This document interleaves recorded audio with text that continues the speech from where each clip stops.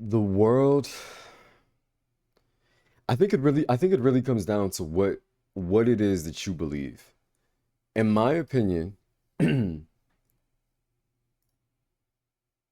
things are going exactly how we kind of intended them to.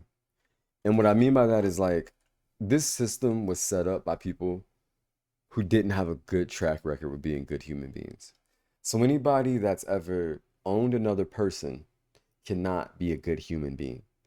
And this has nothing to do with like, oh, well, the times were different because remember, oh, back then they were operating under the guise that like, hey, you own slaves and I own slaves and we own people, but we've never been owned and I wouldn't want my child to be owned, but we own their children and their children's children. But it's okay because the times. No, I can assure you, no matter what time in human history, anytime someone was subjugated, there was an intention to do that. There was a thought process in place already to say, I know I'm treating someone like less than a person, less than I would even treat an animal, for example. You get what I'm saying? I know they have full autonomy, the same way I have full autonomy, but I'm gonna come up with different ways in my mind to vilify different people and different things and different trains of thoughts because I need to take over that whatever that is, whatever that entity is, I need to take over it and control it completely. That's who set up this world.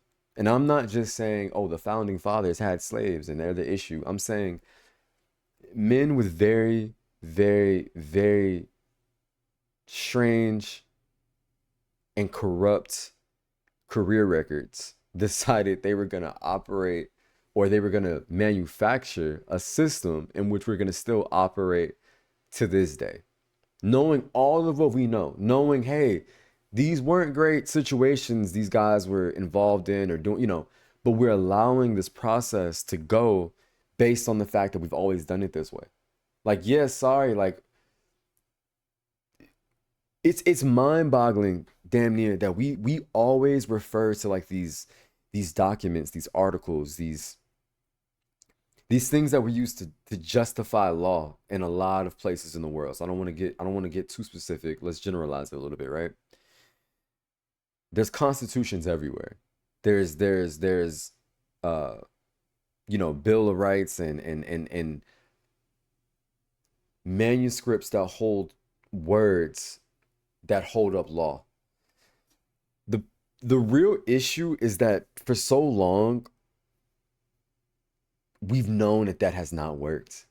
Because remember, if you're in charge and your family member gets caught up, let's just say your sister gets caught up in a situation. Your mother, your father, your uncle, your cousin, your niece, your nephew, everybody in your family is looking at you to alleviate this issue for your sister. But let's say your sister broke a cardinal sin in society. Let's say it did something so unforgivable that most people would be publicly put on trial and dealt with in a court of public in a court of law and a court of public opinion. So both, right?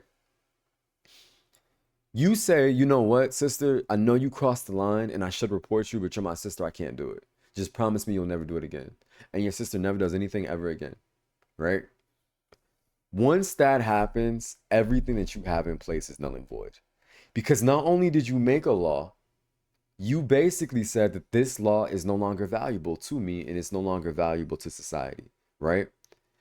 We've been doing that for so long, allowing certain people, allowing certain groups, allowing certain atrocities to go un unrivaled.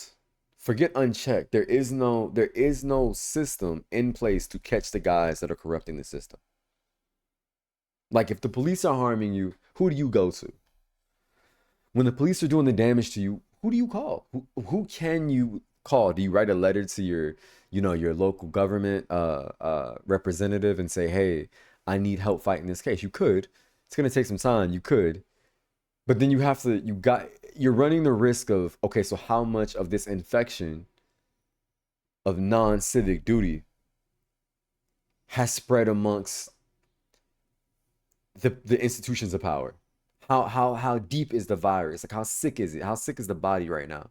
Do we cut off the arm? Can we save the rest of the body? Do we have to cut off the is do we have to cut off the bottom half of the body? Do we have to make it like a paraplegic? Like, what do we have to do in order to save the body that we're using so that we don't all perish? The system is breaking down because it's literally at its end point. Too many people are now educated. The system cannot work.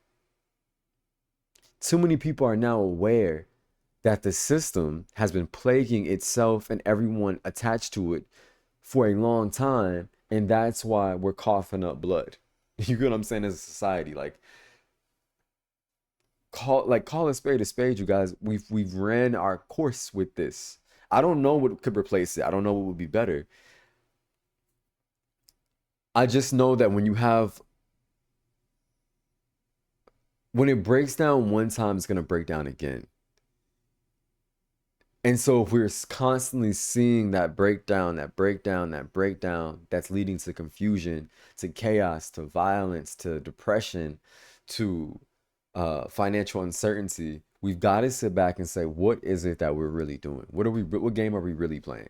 Because this doesn't seem like it can be fixed this way. Just food for thought, just things to think about. We've got to come up with something intellectually that satisfies the majority of people.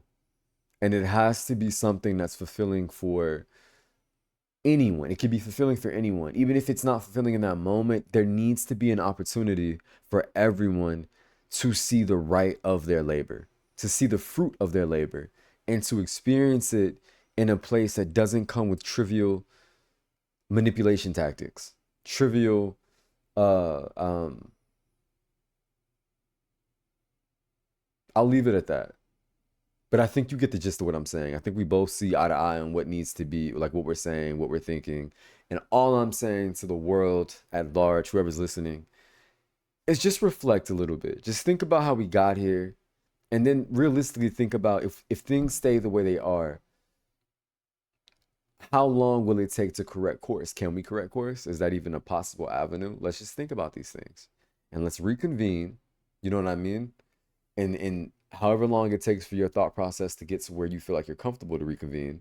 And let's have a collection of thoughts that lead to more stability than what we're seeing. All right, guys, that's it for this video. Peace.